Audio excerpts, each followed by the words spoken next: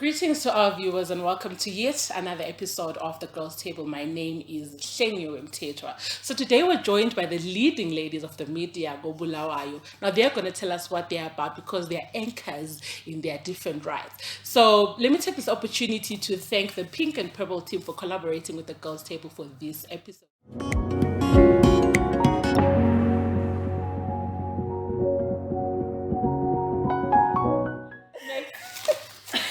Okay. Can we change topics, guys? What is this? Sex and African culture. Oh no, bye. Sex and African Children culture. in the house. Yes. Wow, guys. When I think of sex and African culture, I think of for mama when we do a kitchen tea.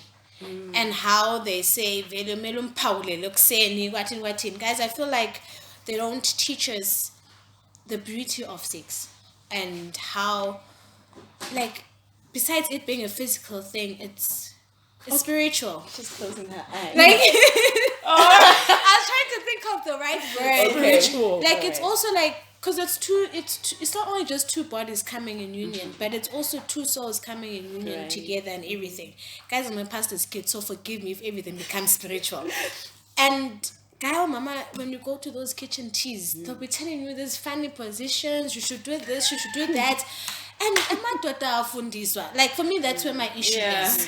Abafundiswa obathi like, should you not teach him? I should teach him? I'm asking. The conversation that we've been having in our church was that there's more being loaded on the girl and how to prepare for marriage in the bedroom than on the young man. So now the conversations are changing. The men's ministry is also now trying to groom the young man. Even the couples ministry to say, you know what, fine, kuhle ukuthi ubaba, you know, abe nguye ubaba olandela umama. But la nxa umama you're feeling broody that time vele uyabu, you know. Yeah, Exactly.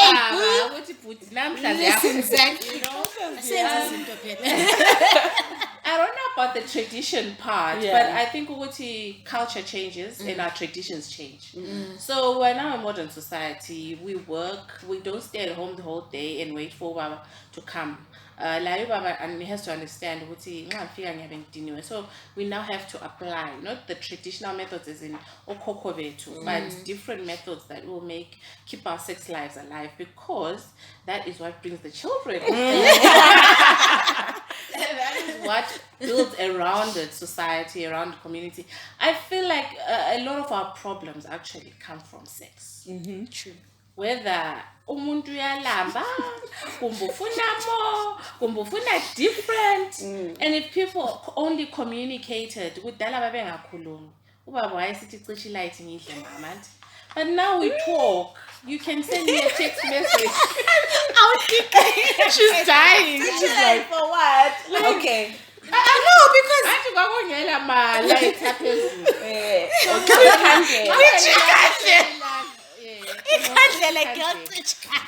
But my point is, now we need to communicate, because we as young women, as women, we also have needs and we need to communicate them. And it tradition yethu awumelanga sicabanye in the sense of abantu bakudala, but in what new traditions are we building and what are we going to teach our children? My kitchen tea khona lapho, a lot goes wrong khona. A lot goes wrong because we're passing on our traditions that no longer work.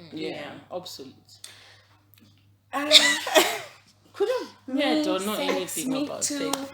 Okay, when it comes to African culture, I feel like even nowadays in our modern world, there's still men out there who believe that vele umfazi umsebenzi wakhe is just sex. Where I come home from work as a man, and if I want it now, I want it now. And you don't take into consideration. That's why I have an issue with men not being taught adequately. They're being taught, but maybe sometimes it's not as adequate as, because as to know mama vele, from the time you can comprehend a language with your mother, you're being taught, you know. But for men it's so difficult because they don't think about what your needs are. They don't think about or you went to work and you did laundry, and all these things, and they don't even understand that physically maybe this person is tired. Sex is a job. It feels like it's tiring. I'm Hlengiwe. No, like it's not tiring, but also like You need to be in the right state of mind to have it goes with the mindset as well. If you're not feeling it, Okay. if you're not there, you're not there, because it goes with the mind. And I'm speaking as a youngling, but angazi abadala ukuthi bathini. It's a mental activity as much as it is physical. So if you're not into it, especially if you're a woman, your body won't get ready for it. That's why they say even rape happens in marriage, because if you just force her, uzamlimaza, she won't be ready physically. So if you don't get her in a position where she's ready for it, it becomes a job. Yes, it becomes tiring and it becomes painful and it becomes a crime. Because it's force auntie. But I was going to say it goes back to the raising of the children. If, for example, our mothers are drumming into us girls, what is like, what about the boy child? Those things, Tina, as women, as mothers, we should be able to also instill. We have the power. The fathers, 50% or 100% that they should be instilling in the son. But as mothers, you know, as you raise it, make it deliberate, like you were saying. I thank God in Lamankazana's water, so it will be easy for me to put them in. But if you ever have boys, my gosh, you have a task. Because you have to raise this young man to respect a woman. And the relationship that he sees between you and his father, it was going to impact his relationships with women. That's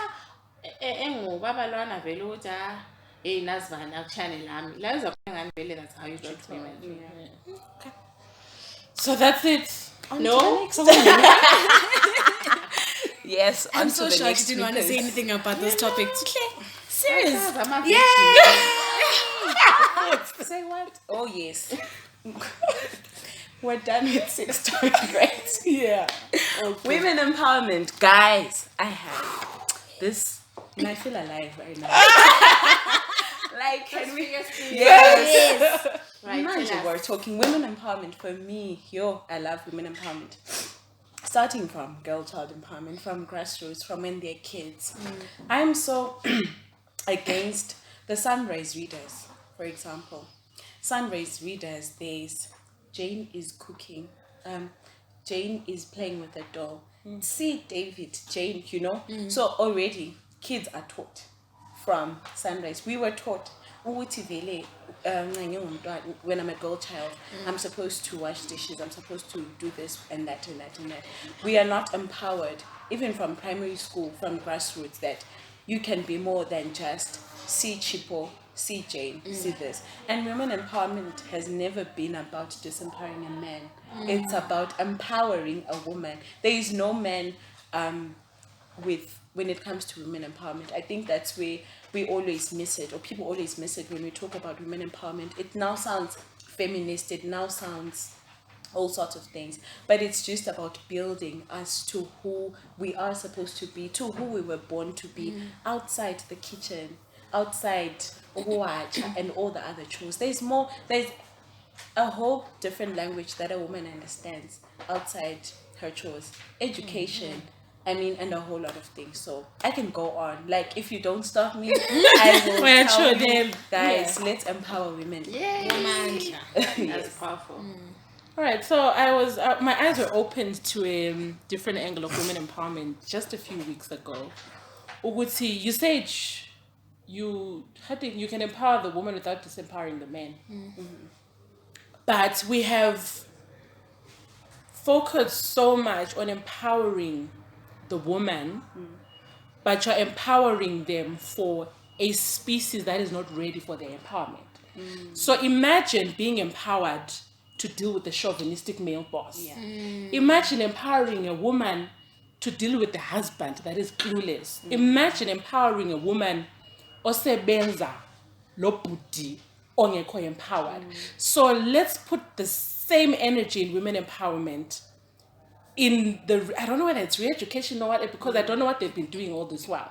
Because it's so difficult to be empowered and eloquent and assertive for a person that doesn't get that journey of yours. That doesn't understand. So kungani uyapopota, so kungani you're nagging, so kungani you're uncultured as a woman because you're empowered, because you're being empowered for a ready that's not ready for your empowerment.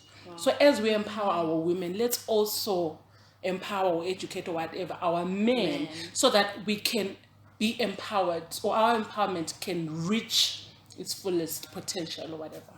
You know, when you're speaking about empowering the men, we attended a workshop and it was empowering the girl child, and the topics that were there, we had some boys that decided to join in, and one boy, he's in high school, stood up and said, you know what, this is fair and fine to say, okay, the girl child should do this, should learn this, you know, and all those things, but why are you not creating workshops for us to know how not to, you know, how not to sexually harass a girl, for example?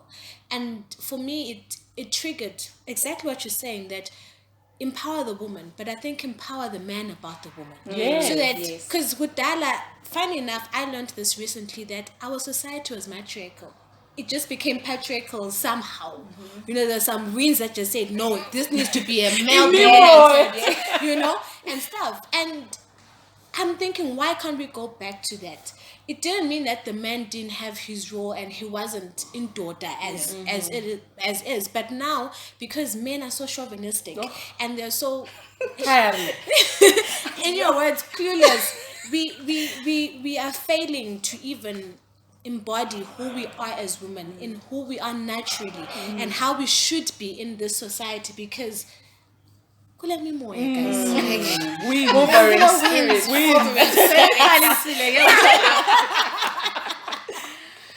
You know what, guys? It goes back to what we talked about, the children. I don't know. And raising these children. What are we raising these boys to? Because when I'm born with a 2-hour workshop will change umuntu that has been molded over 15 years. But you are right, yes, we need those programs to start to unpack, to start to, you know, switch on the lights, to question, but also because Katesi, for us to change the men that are already grown up now, because the systems support them anyway. We need to start from the bottom. The institutions of socialization. I like how you say systems, because there's such an system. Systems of socialization. Yes. Schools, Yes. your churches, the family, the media. What are our children watching? What do they see women do? Do they see women who are powerful and assertive? And do they in turn see stories of men who respect these women, protect them, or maybe even challenge them in a respectful way? But if we're not in those spaces to control, what you know, you can't put the story online, and all she makes money from is working her tail and twerking, and think you'll make a young man think women out there are respectful. It won't work. We have to change the systems and these institutions, because it's all very much in those places that we get it wrong. Absolutely. In the home, in the church. Each church here, who preaches in front, who do our sons see every day. Oh, mama, I will go. I'm a broke. I'll go. I'm not saying that should be an individual's choice. The men should be, and therefore each choice will come from my faith and my understanding from reading the Bible, not because we're Mtetwa or Chojana. Yeah, true. Oh my gosh. Politics. Whoa. Gosh, this thing. Can we ever run away from politics? No. Or are we talking about time. politics of love? Politics of food. Politics of shoes. I can work with politics of shoes. Or the politics of hair. Guys, politics is everywhere. You cannot run away. I think ubiquitous. Unfortunately, we have to confront it all the time. I've come across someone that say, hey, meaning into the politics. And you phone because it has been, you're one of them. Yeah, she doesn't even retweet. If you write political. Guilty as charged as well. Yeah, but my question is, when you run away from it, does it not confront you in other ways? Like, for example, in the price of bread, in the quality of education. But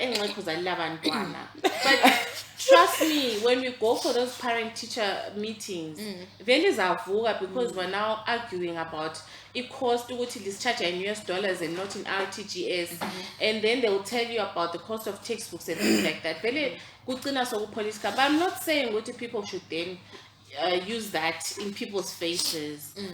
It's good to have a political mind. And make decisions that are informed. Right. I don't know why it was just written as politics. I think about it, but the politics. Yeah, I think it's just politics. But I love politics. I follow it a lot, and I comment a lot on politics. I think because from Gudala Vela, I worked in a field where I followed politicians, I interviewed them. So I do that a lot. But I also find that even if I ignore, it follows me at home. And because I talk a lot, I get to comment. Right. I think it's not about ignoring per se. Sometimes I think we're aware of it. And for me, one thing I was taught was that when you looking at your brand as well, it's also important what you retweet and what you say on these online platforms. So for me, I may not retweet a lot of political stuff because it may not go in line with the branding of Lady Chawi. But when it comes to my inner circles, to my small circles, to my spaces that I know that are safe, I can then talk and air my views about what I think about politics. And what I really sometimes dislike on these streets, online streets, especially on Twitter, is people who force you to say, "Kandu utulelen." Because you're not marching on the streets with us, it means you agree with what's happening, and stuff. And that's really not the case. Sometimes there's a lot at stake for people, for individuals, to say, if I'm open about this, the person who loves Lady Chawe may then think she's because what I've stood for has not always been about politics, for example, and just generic. And I hate getting caught up in conversations that end up becoming very personal attacks, because people right now are not in agreement when it comes to politics. So if I say one thing, you disagree with me, we start going back and forth. It's no longer a healthy debate. It's not about velubusi vele, then you say awuchawe la futhi vele khanda lakhe, and stuff like that. It's like it has become also a negative space to even speak about politics. And even if I wish to follow and to say something, I think twice. Do I want to be caught up in the negativity that is? It becomes toxic as well. Okay. I'd say with politics, it depends what we're talking about. For me, it's more about he's cute. It depends which political leader we're talking about. I saw that. I mean, there's some honestly, I would vote for a cute politician. I mean, just for the cute, so that I take selfies with my president. But politics is political. At the end of the day, it's dirty. It's okay. But we are on set. I almost went in, but we cannot avoid it. We live in it. We live in a political world. We live in systems and governments where we sometimes even envy other what's it called? Yes, countries and nations. Like recently South Africa went through their elections and it was peaceful and quiet. For a second I'm like, okay, they've announced who the president is, and just like that. But for us Zimbabweans, it's different. It's more outrageous. It has to go on and on and on. So we need to get into safe spaces when it comes to politics. We need to know who is who and why are you getting into politics. For example, you said you interview people. You've interviewed politicians before. So it's work, really. I mean, politics is beautiful even sometimes. It's nice to hear people engage and talk about their views about what they want the system to be like. So I won't say much because I'm very biased and I need to keep a good name. Because he's cute. Yes. He's cute. So you use the word safe in your conversation. You also say it's safe, and at some point you stopped yourself from saying what you want to say. And our political system is so volatile, and there's a lot of dynamic that goes with it. Ogoguti, I'm sure I speak for many women specifically, and you know what? I actually did political science in college, so I was in it. And you get to a point where you are tired because of the negativity, the intimidation, the fear. Some of us are afraid to just open. And maybe nothing will probably happen to you when you say it. But there's so much fear, I'll use that word, that surrounds our political systems way too, which some of us as women have decided, you know what? I will not say anything about it unless I'm in that safe space that you were talking about. Because like you're saying, you comment one thing, so get her, can I even say the words here? And so forth. So there's a lot of dirtiness that, as you're saying, that is surrounding, your politics say too. But if all things being equal, I also love politics, and when I was in high school, I was in the structures as well, and all of this. And because I'm so vocal and I'm so strong, and I'm the obvious choice for any political or any whatever. But I've just decided, what? There are other things that I can fight for, women, for example. Yeah. But yeah, I think for me the biggest casualty of our politics in Zimbabwe is losing voices like yours. Yes. Outspoken women who are powerful and are free thinking, who can shape the way our politics happens, are no longer active because, like you're saying, you're afraid. But we need more women in that space, and I pray with this polarization. We are voting for you. 2023. Thanks for president, guys. Topic: younger men. Ooh. Okay, I need to be. Cougar vibes. What about younger men? Have you been a cougar? I've been a cougar. Tell us about younger men. All right. I don't kiss and tell. Okay, tell me one relationship that has worked solely because the man was older. None. Because relationships are more than age. So if you meet a man that meets you at your level of relationshiping, even if it's 10 years younger, go for it. That's you're done. Okay, I'd say, as long as I don't know how old he is, guys, I have a problem with younger guys. If I know, okay, I won't say my age, even though earlier someone told me, let's say I'm 21, No, let's say I'm 35. Let's say I'm 35. And I meet a guy who's 30 or who's 28, right? As long as I know he's 28, no matter how mature, because I know then you cannot cheat me. I have a problem with I can't expose myself with submission, right? Even though I did say so I need him to be older. I need to see him as, first of all, you're older than me, so I should respect you, right? And then we can interact at that level. Even though I know younger men, it will not work. It can work, but simple. But you won't work. How much older should he be? Even man's guys. Oh, he just has to be older. Even if it's so he needs to have seen you need therapy. The sun before you, basically. Yes. I think I just have to be in a comfortable space. Yeah. If this man can protect me, can love me, can respect me, I don't see a problem. I guess so. I think I do agree with you. It depends on the space and if are we meeting at the same level relationship. Yeah, why? Yeah. And intellect. Intellect. Guys, you know what? Maybe intellect. Money. I know it's not about money, but lapha guys, it's important because okay, I tried it once and it kind of worked, but then it didn't work because it will not work. It will not work. No, but there are relationships, Sophia, that didn't work when the guy was older. So you should view it the same way. Yes, I viewed the same, but now I'm looking at the topic of younger men. You know, it worked in the sense that when we met intellectually, our conversation. For me, conversation is such an important thing. Yeah. We literally clicked. It was like, hey, now let's write a book. What went wrong? I think what went wrong is where we were at, what I was vying for in life, what he was vying for in life. Okay. So it was really not gelling together because he wanted something entirely very different, and I also wanted something entirely different. You wanted to build. He still wanted iPhones and swag. No, but there's that as well. But also, it made me aware that even as women, I chose not to compromise my vision for his, because I believe that whether older or younger, a man should be able to take your vision as vision. Your vision as a woman and put it into his, so that you can both move together. So for me, that wasn't working. It just didn't. It was like, Much apology. I wish we could spend more time on this. I know. I actually don't. That's our final.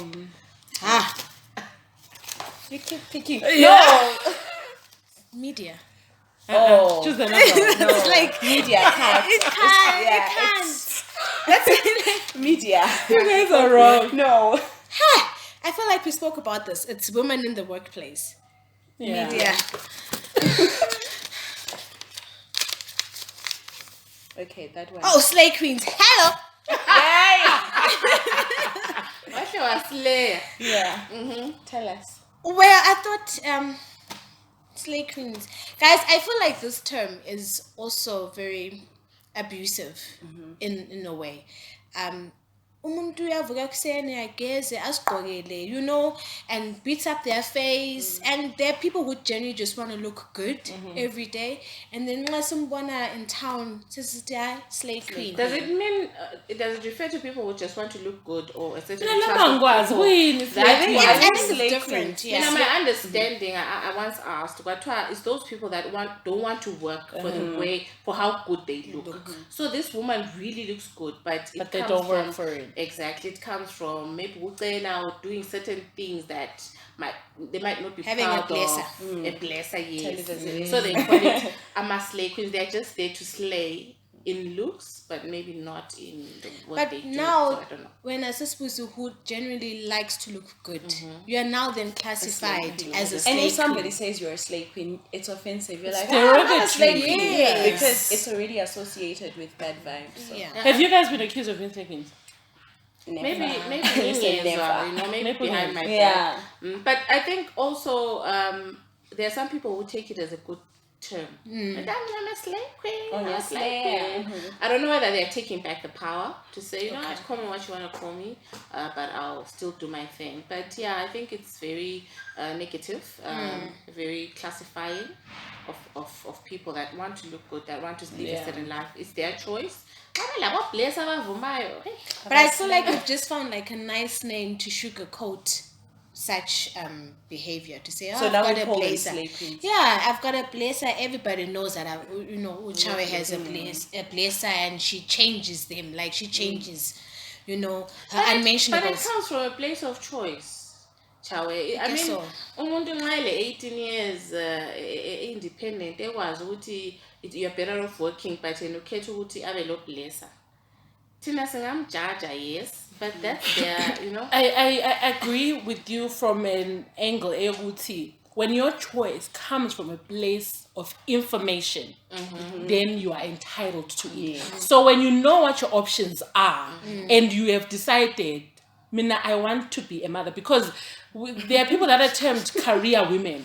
So you're expected to be doing something. So the moment you decide, I don't want to work, I want to be at home and take care of my children. So kuthiwa you are selling out on ife and whatever. But no, I want. So when it comes from a choice, usukwazi ukuthi ayo ngaya esikolo ungathi then But kulobu mina blesser. ngifuna ibless. Then it's The your choice, choice, yeah. and you know what, you're Life, entitled to it. Ngoba you making informed decisions. Informed decisions, yes. It's one thing to only know slay queening and you Yeah. think that's the end of the road, which is why, we struggle a lot with, mental health issues and so forth, because sometimes you think where you are, but there's a whole bigger don't picture understand. of which, if you spoke to someone, if you read something, you'd be opened to so many other options that you have. So when you've been opened to all of that, and then you decide, ngifuna ukuslaya, you know what? Slay. I put slay, girl. Slay, girl. Now I feel like slaying is a good thing. Like if you're looking good and I see you in the streets and I'm like, girl, you're slaying. That's take it. it as a compliment. I think it's become it's really hard to say. The lines are blurred. Yeah, it's Yeah, very they're blurry, blurry. yeah. It's very blurry. But girls, you're slaying. Slay. Ladies, thank you so much for joining us on the Girls Table today. I wish we had more time to speak up. But I'm hoping this will also encourage you to start conversation wherever you are, in Zini, Salunini, wherever. We need to start having conversations that are going to move us forward as women. And that's it for this week's episode of the Girls Table.